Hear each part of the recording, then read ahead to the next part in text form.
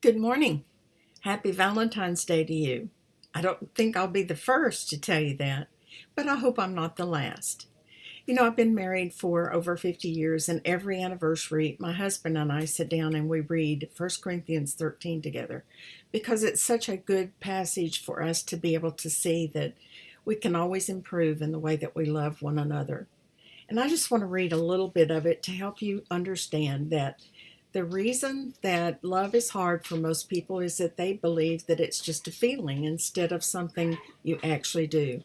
But love, if you want to think about it, is like a kite going up in the air, and all of those little tags that are connected to it, if they're whatever you've put on there, it's just like it follows that action that you're doing. So if you act as if you love someone, you begin to really show and demonstrate that love to that person.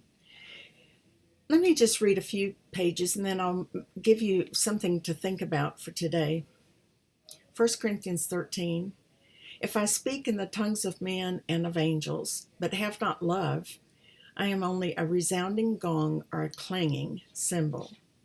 If I have the gift of prophecy and can fathom all mysteries and all knowledge, and if I have faith that can move mountains, but I have not love, I am nothing.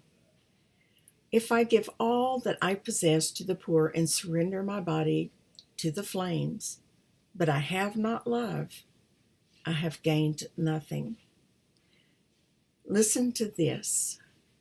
Love is patient. Love is kind. Love does not envy. It does not boast. It is not proud. It is not rude. It is not self-seeking. It is not easily angered. And it keeps no record of wrongs. Love does not delight in evil, but rejoices in truth. It always protects, always trusts, always hopes, always perseveres. Love never fails.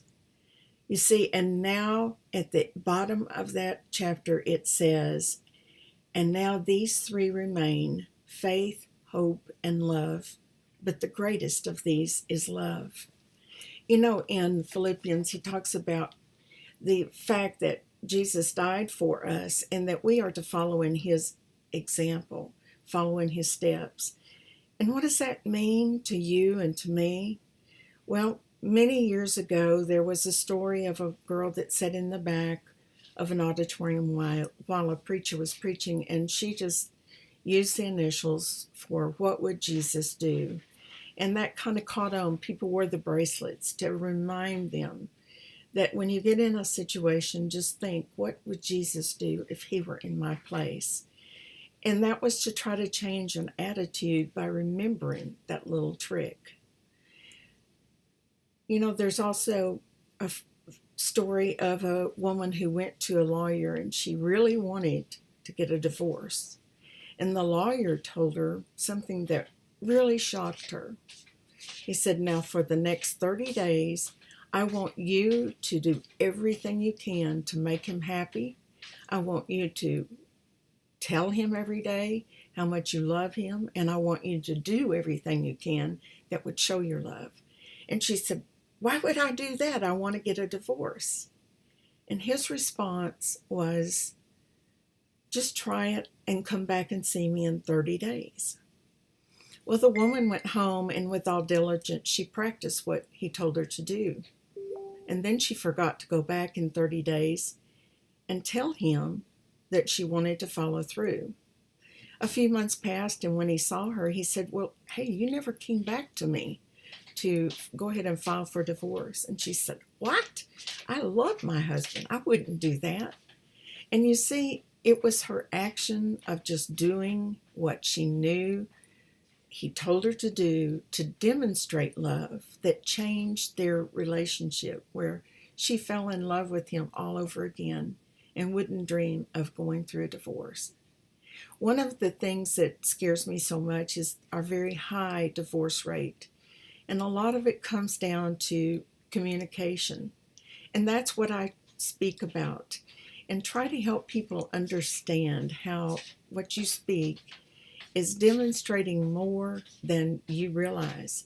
And that if you change the way you talk to people, it can change your life and the lives of those around you. We all know that there's the illustration of the man who gets chewed out at work and then he gets mad at everybody under him.